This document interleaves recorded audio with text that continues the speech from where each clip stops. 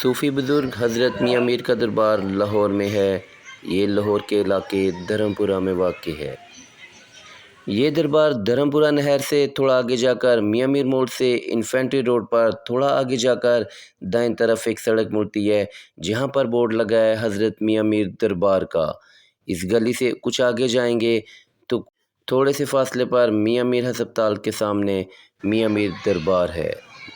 مغلیہ دور کے صوفی بزرگ حضرت میاں میر کے دربار پر آج بھی عقیدت مندوں اور زائرین کا رش رہتا ہے۔ میاں میر کے دربار پر جو سکون اور پراسراریت ہے وہ دوسرے درباروں میں نصیب نہیں۔ میاں میر دربار کے اندر داخل ہوتے ہی ایسا لگتا ہے کہ آپ 400 سال پرانے عرصے میں چلے گئے۔ خاص طور پر یہاں لگے درخت ہمیشہ سے ہی اپنی طرف کھینچتے ہیں۔ مسجد میں لگا لال پتھر دارالشکوہ کی یاد دلاتا ہے۔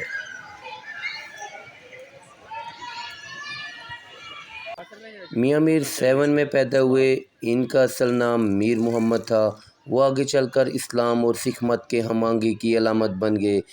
آج بھی سکھ مت کے پیروکار قلندر کی نگری کے اس بزرگ سے اپنے گروؤں جتنی عقیدت و محبت رکھتے ہیں۔ اکبر بادشاہ کے دور میں 25 سال کی عمر میں میاں میر نے 7 کو خیر آباد کہا۔ پھر جہانگیر کی ان سے عقیدت مندی رہی۔ شاہ جہاں تو اکثر ان کی اسلامی پر آیا کرتا۔ شاہ جہاں کے بڑے بیٹے دارالشکوہ نے میاں میر کی روحانی اثر سے بھی فیض یاب ہوئے۔ سکھ مت کے 5ویں گرو ارجن دیو کی ان سے اتنی محبت اور عقیدت تھی کہ اکثر ان کے پاس آیا کرتے۔ گرو ارجن دیو نے میاں میر سے متاثر ہو کر ان سے امرتسر میں ہرمندر صاحب کا سنگ بنیاد رکھنے کی درخواست کی، جو میاں میر نے قبول کی اور گولڈن ٹیمپل کی جگہ 4 اینٹیں رکھ کر اس مذہبی عبادت گاہ کا سنگ بنیاد رکھا۔ یہ سکھ مت کے ماننے والوں کی محبت اور عقیدت کا تقاضا ہے کہ آج بھی لاہور میں میاں میر کے سالانہ عرس پر مسلمانوں کے ساتھ ساتھ سکھ یاتری بھی بڑی تعداد میں شریک ہوتے ہیں۔ میاں میر کا مقبرہ گولڈن ٹیمپل کی طرز پر تعمیر کیا گیا۔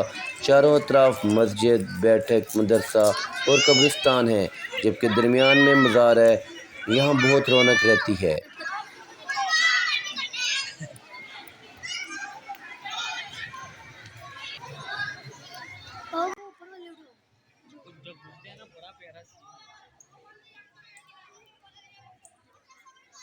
آپ جیسے ہی میاں میر دربار کی گلی میں داخل ہوتے ہیں تو خادمین میاں میر دربار المعروف قبضہ گروپ کی دیواروں پر تصویریں ایسے چسپاں ہیں جیسے یہ دربار انہی کی وجہ سے موجود ہے، ورنہ وہاں بھی مکانات بن جاتے۔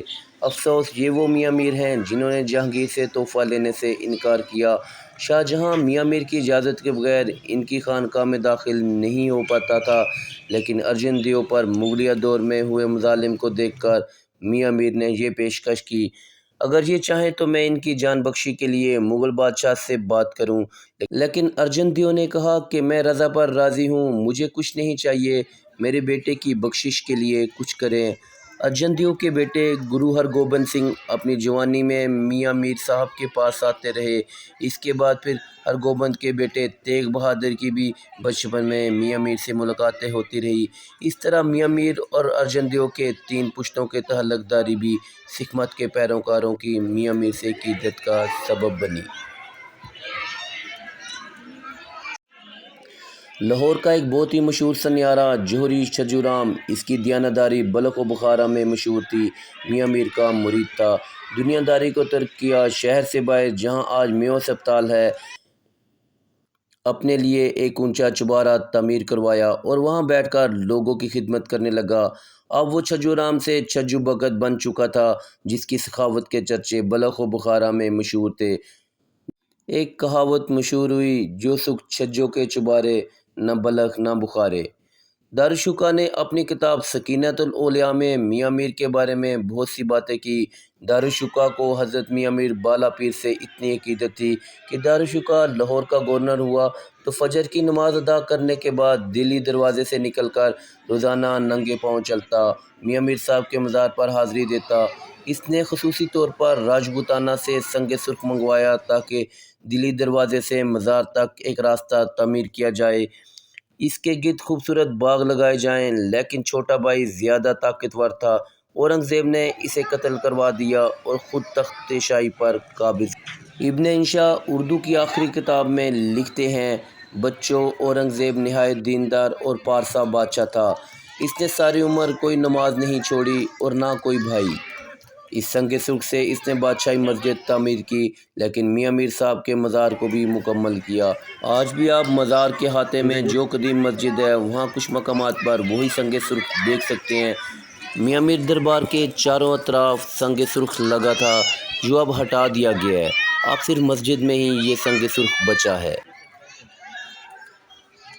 چنانچہ جن پتھروں پر چلتا شہزادہ دارالشکوہ ہر سویرے اپنے مرشد کی قبر پر حاضر ہوتا، اسی پتھر سے اورنگزیب کی بادشاہی مسجد پر چلتا ہے۔